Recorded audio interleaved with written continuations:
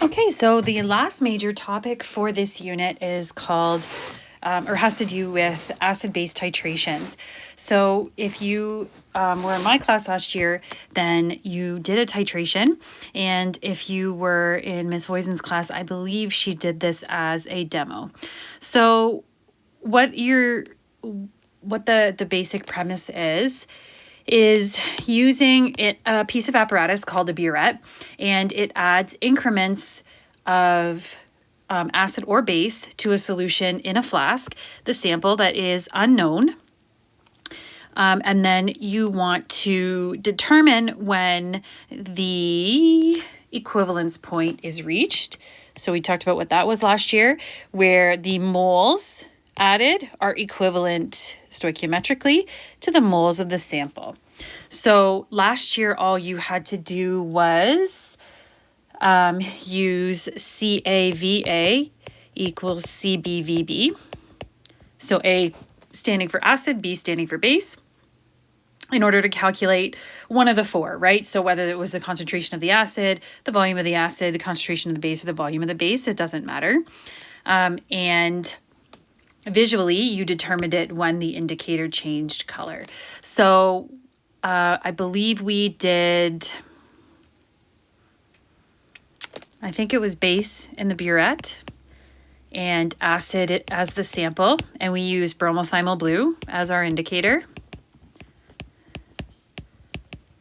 Okay, so it was yellow at first, and then as you started adding drops, it became a little bit blue, and then I encouraged you to find the closest to green possible. And actually some people even, it becomes sort of a competition, which it doesn't need to, but to get the best one. So we usually with a titration, you do 3 trials and you take the average of your volume added, if you remember that. So we're going to focus today on strong acid and strong base titrations. And next week, your assignment will include making or drawing or interpreting one of these titration curves. So the homework for this is a worksheet. And so you're going to basically calculate pHs for a whole bunch of volumes added. And then you'll have your data points in order to build a titration curve. So when you have, so in this case here, this is essentially what we're talking about. This is going to fit with our example. So we have acid in the flask. So that means that we're starting with an acid. So at 0 milliliters of base added, you can see that the pH is very low, which is acidic, and then you start adding a base to it. So the pH is going to change. So last year, all we did was calculate concentration or volume. This year, we're going to focus, as we have been for the other questions, we're going to focus more on what's the pH. So just another quantitative value when you're dealing with acids and bases. So you can see here that the acid pH, the solution starts to rise, which makes sense. Once you start adding a base, so we have OH and H, and then when you have H and OH together, that makes water. And so once you have more water, you're making a solution less acidic, and the pH starts to rise. And then if you have a strong acid and strong base, then the pH at equivalence point is equal to 7. And that's always going to be true. So if you want to write that on there. I wrote 2, sorry. Strong acid, strong base. Because you get a perfectly neutral salt. Remember, we've talked about in every case how a strong acid or strong base, because there is no equilibrium, it's 100% dissociation, then the conjugate acid or base is not an issue here. So it's not going to affect or shift the equilibrium at all. Okay, so before pH 7, excess of strong acid determines pH. So once you build a titration curve, if you are asked to determine what the pH is, it says here midpoint of sharp increase. So you kind of look here, and then where's the middle? The middle would be the pH of 7. So you can determine it graphically, or we're going to do it mathematically as well. Okay, and then after pH is 7, so now all of the acid has been neutralized. Now, once you've got water, right? pH is 7, but then once you start adding, if you continue to add base, so you can see here for quite a while, like all past here, there's much more base added, which just makes the pH higher. Okay, so it's really better to do this with an example. So in a titration, we have 20 milliliters of acid. So that's the volume of the acid. We have 0.3, which is the concentration of acid, and is titrated with standardized. So if we were in class, what you would see is that sodium hydroxide is what we call an hygroscopic solution. So it actually absorbs moisture from air. So let's say I prepare lab solutions and I dissolve sodium hydroxide in water, or my sci-test student would, and then the next day I use the solution. The concentration might actually be a little bit different because the solution may have absorbed carbon dioxide and water from the atmosphere, which would dilute it and make the concentration different. So is it going to be a huge amount? No. However, it depends how quantitative you want to be. So then let's say next year you could have to actually do a titration in order to standardize or figure out what the concentration is of the sodium hydroxide, but that actually the reaction you are looking to complete is not has nothing to do with acids and bases at all. So standardizing or doing a titration is important when you're working with sodium hydroxide. So this is the concentration of the base.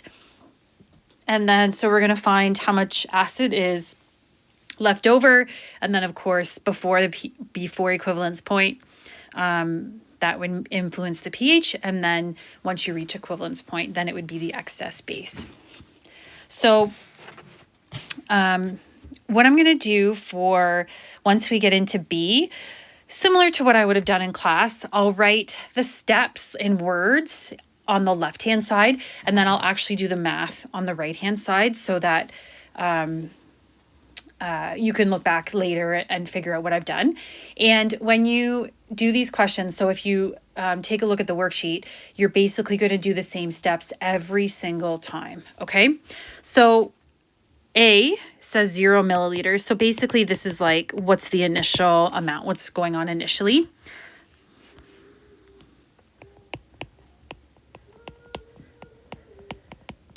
So no base added yet. Okay. So again, this is a strong acid. So hydrochloric acid is going to 100% dissociate. No equilibrium. How could you know that? I didn't give you a Ka value. You could go look it up in the back of the book. If you looked up hydrochloric acid, it would literally say very large because there is no value given because it goes so far to the right. So that makes our math simpler. So when we talk about weak acids and bases and adding them together, then what happens is you actually have to do both. You have to do the neutralization math and the equilibrium math, like the ice table, which can get very hairy very quickly. So this is 0.3 molar. Because it's all 1-to-1, and again, similar to the other problems we've been doing, we're only going to do 1-to-1 this year. Okay, so that means that the H concentration is 0.3 as well. So we can go right and into calculating the pH. We don't need to do an ice table.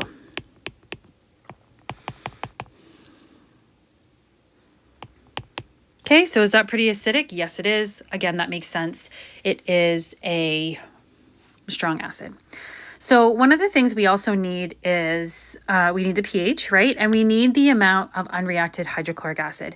And when people say amount, we need moles, because what we're going to do is, yes, concentration is moles per liter. However, what's going to happen once we start doing neutralization, because you're adding two solutions together, the volume is also going to change. So there's kind of two things going on here. So the best way to consider that and to take that into account is to find moles. So every time you do one of these, you need to calculate the initial moles first. So again, in the homework in that chart, once you calculate the initial moles, you can use that value in the other questions. The initial amount is not going to change.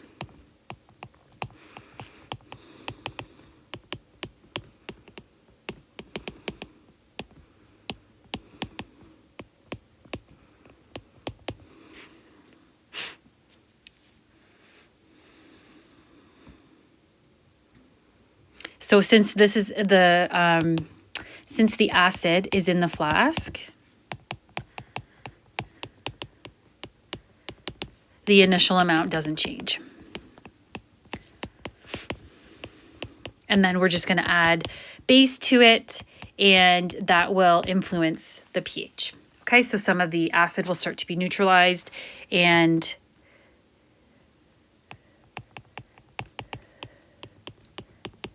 will go away. So if you are a triangle person, concentration is moles per liter, so moles is C times V. The volume has to be liters. And this question could easily have been a base in the flask and you're adding acid to it. Okay, so please don't, as with everything that we're doing in this unit, there's always a base case and an acid case, okay? Like a acid question, you could be asked in a basic question. So here we've already decided what was the concentration of the acid and what was the volume of the acid. Okay, so we need that initial value. In fact, if you want to include like initial acid moles for yourself for later, you can do that. Okay, so like I said, now once we start to add base, so B says 10 milliliters.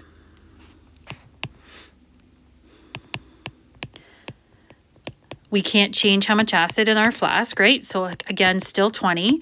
But then when you start adding base, now you've got a new total volume. So not only are we neutralizing because you're adding acid to base, but you're also neutralizing the solution, or you're diluting the solution because you're changing the amount of water.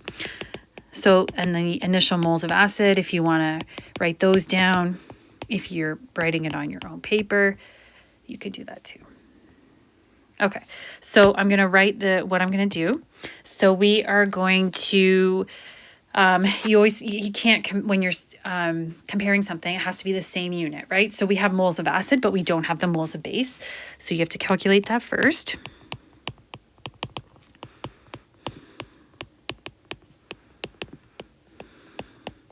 So the question gives us, that's not an H, sorry. The question gives us the concentration of base. It happens to be the same as the acid. It doesn't have to be. And then, of course, the question B says to use 10 milliliters. So read the question carefully. Then we're going to, in part C, we're going to do 20. So just read that carefully.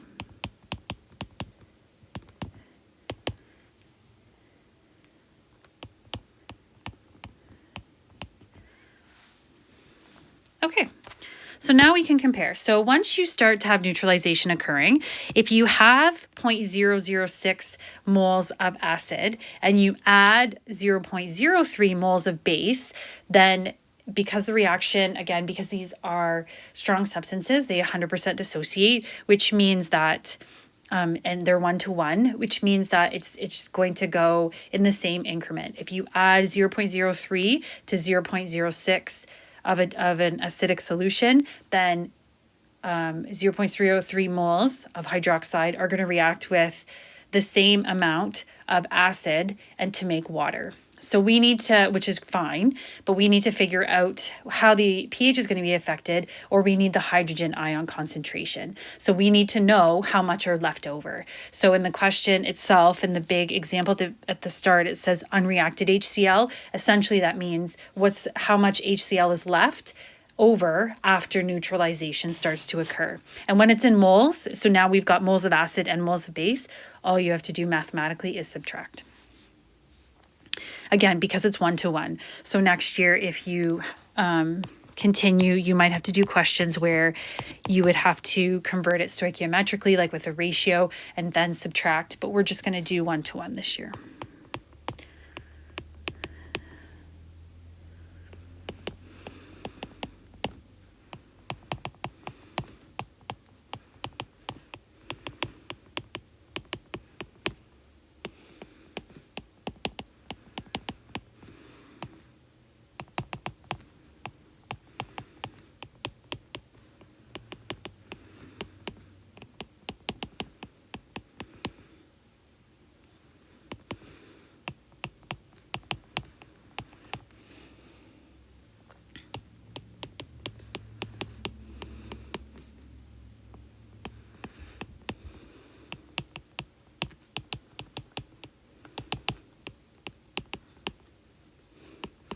And when you do this, let's say you subtract the wrong way, and you'll get a negative number, and that doesn't make sense. You can't go down from 0 in reaction terms.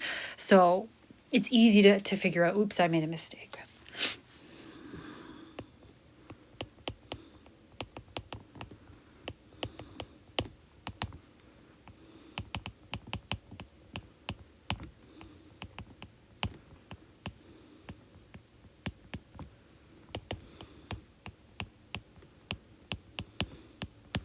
Sorry, I'm running out of room. Okay, so we have half the amount left, which is fine. But then, so now we need to, when you go to do pH, you need concentration. So now we need to calculate concentration of acid.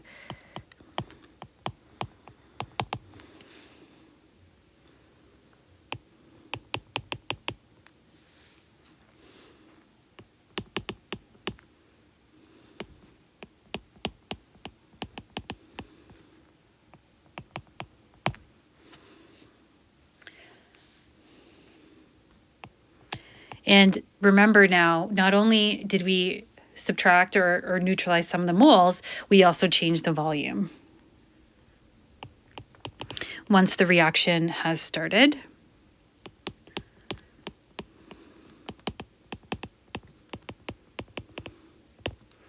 So if you want to highlight that for yourself, we already calculated it there, but that's what we're going to use.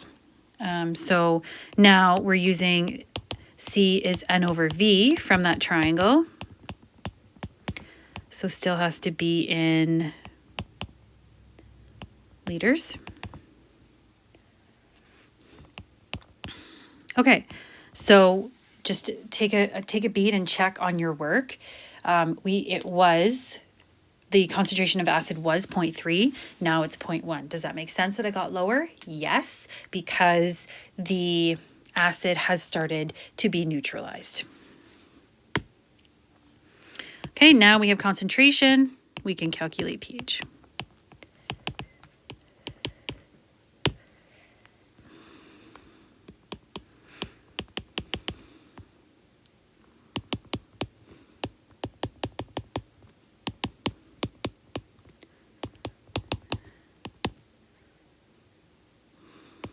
And again, you can check your answer. Should our pH go up? Yes, because it's becoming less acidic.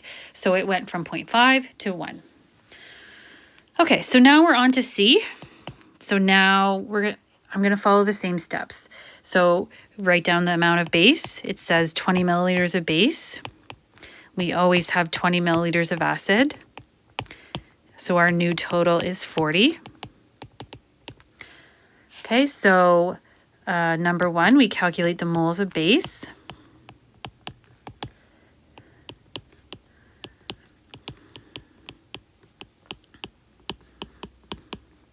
Now using the 20 milliliters.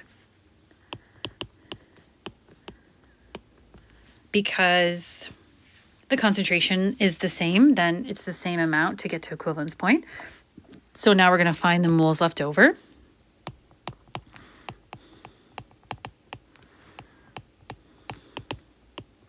So an initial acid, which we don't have to calculate again. We did that in A, which we are not going to change because it's in the flask. Now they are the same and you get 0. So when you go to now do 0, and I mean, you can keep going.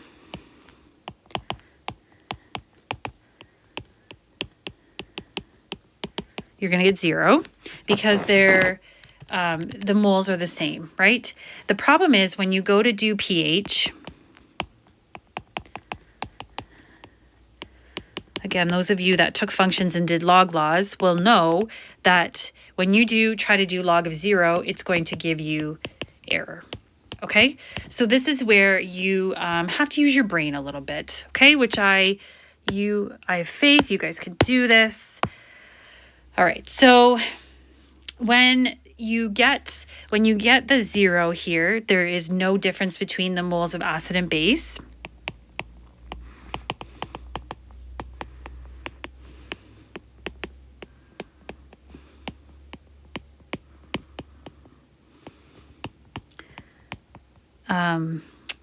Or you could write they're equal.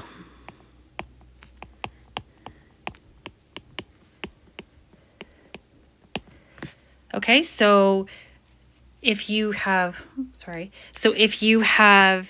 H plus, which is from the acid, equal to OH minus from the base, so the moles of acid and the concentration are equal, then that means that by definition is a neutral solution. And what pH does a neutral solution have?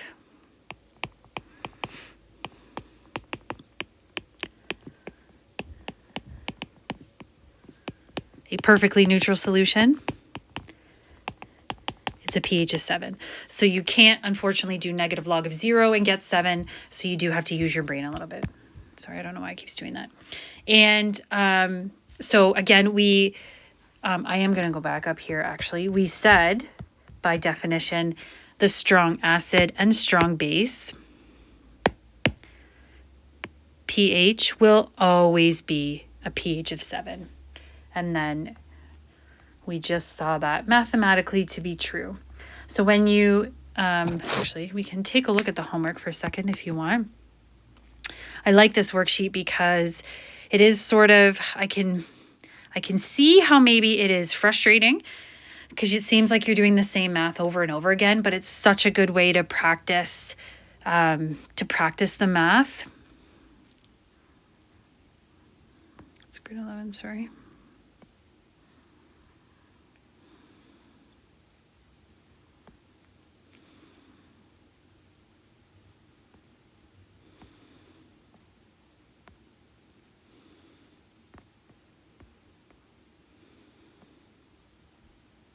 So when you go to the worksheet, I put it in chart form. So it actually does go through a little bit of the steps. So here, this one is initial, the 0 milliliters. I can't write on this, sorry. And then so 0 is initial, and then you're going to add different volumes of base. So you're going to do 10 milliliters of base, 20 milliliters. So you're going to build or get data points, so then you can build your own titration curve and see how that works. And the solutions are there too, so give it a try. And if you follow the same steps every time, do initial moles of whatever's in the flask, and then moles of whatever you're adding, subtract, divide by new total volume, pH. Take the moles added minus the moles initial, divide by new total volume, pH. It'll always be the same steps, just the math is slightly different each time because you've got a new total volume. Okay, thank you. And if you have any questions, please email.